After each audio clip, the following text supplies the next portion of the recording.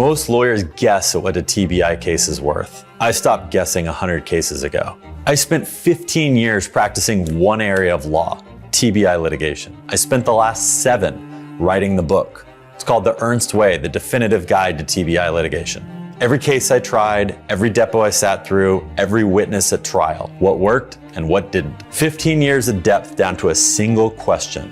How do you prove what a brain injury costs a human life?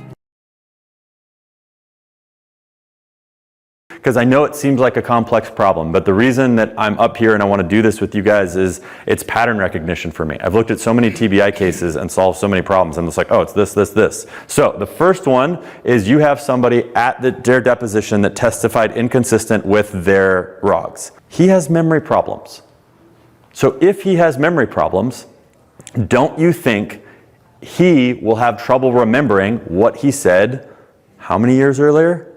So this, first off, this is a fix in 2 ways. You want to fix it by supplementing your ROGs. We have a thing in our office. If a judge will make them read the ROG, he will make them read the whole thing that isn't objections. So you want to do the thing that fixes the problem first, and then have a section in there they absolutely will never, ever, ever want to read to the jury, because then they can't use it.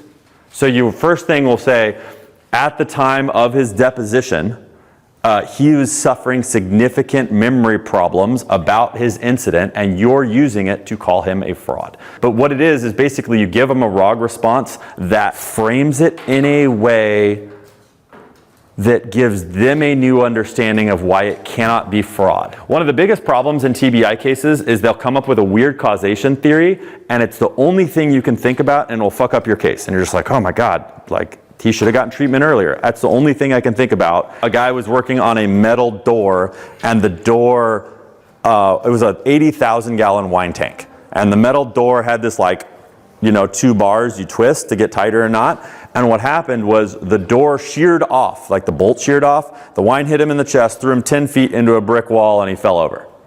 Really bad brain injury. The defense, we thought, how are they going to defend this? The bolt sheared off. Of course it's their fault.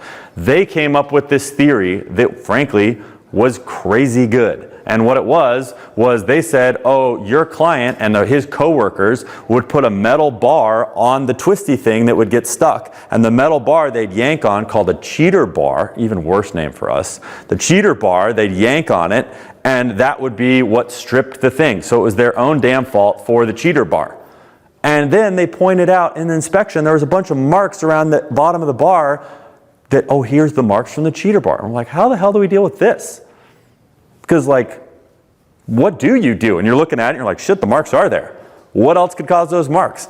I have absolutely no idea what else would cause those marks other than the metal pipe that they told me about. And so we're trying to figure it out. And this is the frame that you want to use when they give you weird causation problems, especially like that, is generally you can zoom out and make the time bigger and make the problem bigger, and then it's back on their fault. So what we did on the cheater bar case is the bar was stuck on there. We then argued that they built the door in a way that was so terrible that it would get stuck and force it, that had them come out 3 times or 4 times and be like, how do we fix the door? How do we fix the door? And then we found out that the own company that would come out and fix it also would use the cheater bar. And so then all of a sudden it zooms out and you're like, okay, how do you do it? This is a voir dire thing. How many jurors have had trouble getting immediate treatment in the ER? All of them. They didn't send an ambulance to him. So they basically... Civilians had to take him to the hospital. Got it. So, and was it the fault of the company for the delay? Yes. Yeah. So you basically want to say, you want an ER expert most likely, and what you're going to need an ER expert, you're going to need a neuroradiologist, you're going to need a couple to deal with that. But what it is then you basically say, hey, if they would have had the standard of care and did whatever reasonable company does in these types of situations, the damage delta would be significantly different. And frankly, you should make it a big subset of the bigger picture of the case. So we're going to get back to this, but I want to talk about one other thing, because this is something that we end up talking about a lot in our cases, and it's called the Minto Pyramid. And the Minto Pyramid is basically you have one big concept, then you have 3 concepts underneath it, and then you have basically 3 facts or 3 supporting things for each concept. Can everybody see? You get it? And so what you want to do in every case, and this applies to everybody, is early you want to figure out, because this one's hard to do first. This top one, basically impossible to nail the first time because it's just too complicated and you're trying to condense the whole case down into a single thing. Doesn't work. You want to, I call these the 3 pillars. I talk about them a lot. So if you've ever heard me talk about the pillars, that's it. There's no case that you can't, in 1 sentences with 3 clauses, win the entire case. And I know that because one of the most complicated cases we ever worked on was against Chevron, and it was so ridiculously complicated in medicine and causation and benzene and cancer and remission. It was the biggest disaster of case you've ever seen. And we got that to fit in this. And to give you an example of what that was, it was Chevron put chemicals in the ground and covered it up. The chemicals in the ground came out of the ground through multiple natural occurring factors and gave the client cancer. And like, see how simple that is? And everyone's just like, yeah, that makes sense. It took us weeks to figure that out. And so the concept is you've got the seizure delayed treatment. It's not one of these. It's actually probably this or even that. And so attention is the biggest resource we have for a jury. Just pro tip, after you say your name and thank the jury for being there, the first thing you say shouldn't be at 8:30 on January 17th, 7 years ago. The jury, the most valuable thing you say, and the first thing you say to them should be the 3 sentences of the whole case. Because that's the attention that they're going to do. And where we spend time and our attention working on our cases is the biggest asset we have. And so I see this problem all the time where people are like, yeah, I've been working on this case for 2 years and I've been spending all this time with the client, all the time and this and that. And then I'll be like, do you have the MRI films? And they're like, no. I'm like, I don't care that you spent 500 hours working on the case.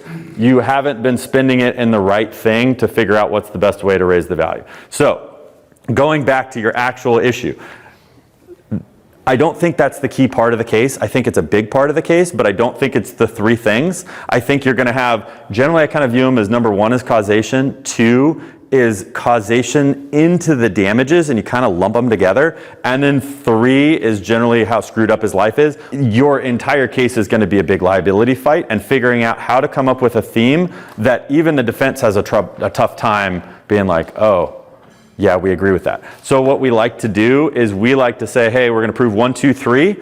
And we stand up in like the first, introducing ourselves to the jury, voir dire, and then again an opening. We're going to prove that Chevron owned and controlled the chemicals. They covered it up, and the chemicals are neurotoxic, and they knew it. And the chemicals under the guy's house gave him cancer.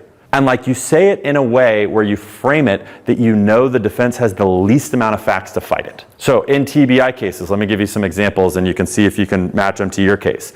Even the defense agrees our client has some form of traumatic brain injury, would be point 2, or a subset of point 2. Because if you get one of their neuropsychs to say, oh yeah, more likely true than not to, did he suffer a concussion on the time of the incident?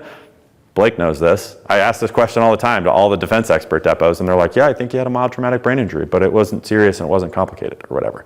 And then you stand up in opening and say, everyone agrees there is a form of traumatic brain injury.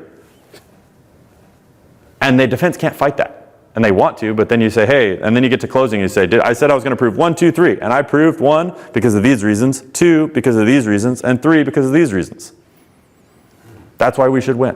There are a lot of times there'll be a treatment delay of like, oh, he didn't get treatment for a year or 2, especially if you get the case referred to you and they're like looking at his, broken leg, broken ankle, broken arm, and then you're like, oh, there's a TBI here too, and there's been no diagnosis for 2 years. Happens all the time. And they'll say, well, why was there a treatment delay? And the real key component to almost everything we're doing is, I'm going to talk about credibility again and again, is these are only problems if you have shit stories explaining it. We had a client that didn't get diagnosed with a TBI for 3 years. We got him on the stand and said, why didn't you go to the doctor for 3 years? He's like, oh, my wife has been telling me that for forever, but I'm worried they're going to tell me something that's going to mess up my plumbing practice. And can you give me a better example of that? Well, like if he can tell a story that's strong enough that will hold up the bad fact, there's no bad fact there. I'm going to give you another example. We had a client that I was in trial and found out that our client had gotten fired from the prison system for selling contraband to prisoners.